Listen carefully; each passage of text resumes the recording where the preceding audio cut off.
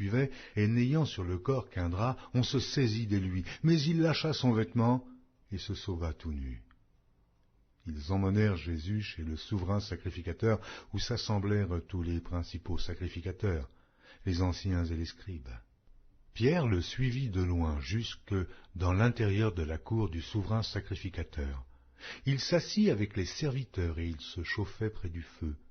Les principaux sacrificateurs et tout le Sanhédrin cherchaient un témoignage contre Jésus pour le faire mourir.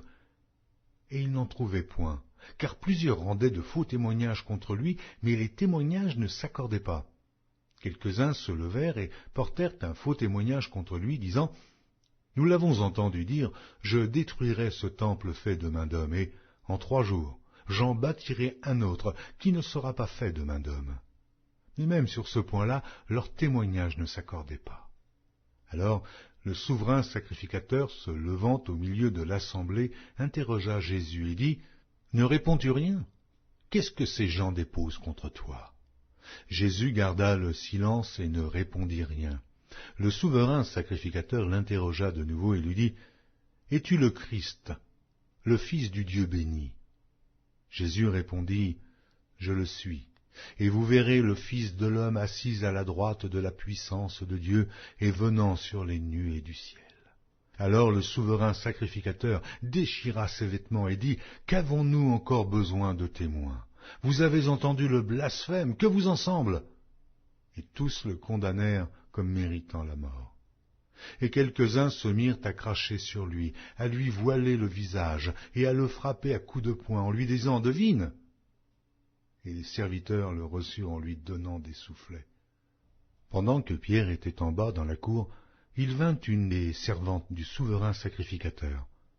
Voyant Pierre qui se chauffait, le regarda et lui dit « Toi aussi, tu étais avec Jésus de Nazareth. » Il le nia, disant « Je ne sais pas, je ne comprends pas ce que tu veux dire. » Puis il sortit pour aller dans le vestibule.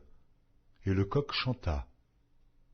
La servante, l'ayant vu, se mit de nouveau à dire à ceux qui étaient présents « Celui-ci est de ces gens-là. » Et il le nia de nouveau.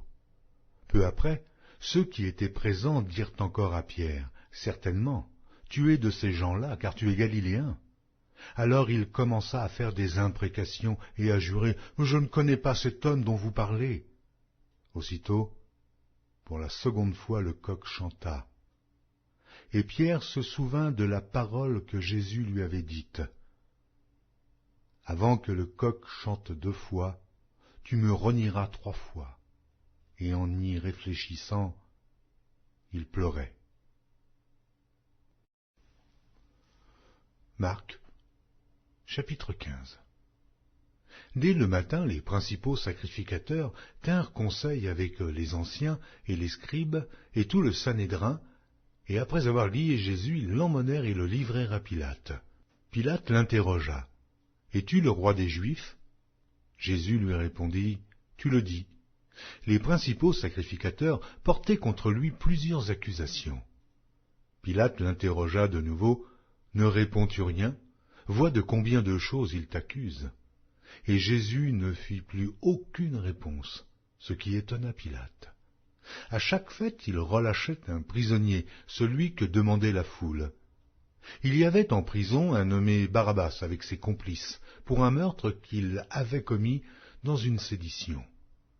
La foule, étant montée, se mit à demander ce qu'il avait coutume de leur accorder.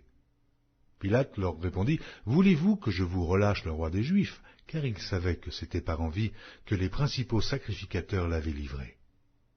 Mais les chefs des sacrificateurs excitèrent la foule, afin que Pilate leur relâchât plutôt Barabbas. Pilate, reprenant la parole, leur dit, « Que voulez-vous donc que je fasse de celui que vous appelez le roi des Juifs ?» Ils crièrent de nouveau, « Crucifie-le !» Pilate leur dit, « Mais quel mal a-t-il fait ?» Ils crièrent encore plus fort, « Crucifie-le! Crucifie-le !» Pilate, voulant satisfaire la foule, leur relâcha Barabbas et, après avoir fait battre de verges Jésus, il leur livra pour être crucifié. Les soldats conduisirent Jésus dans l'intérieur de la cour, c'est-à-dire dans le prétoire, et ils assemblèrent toute la cohorte. Ils le revêtirent de pourpre,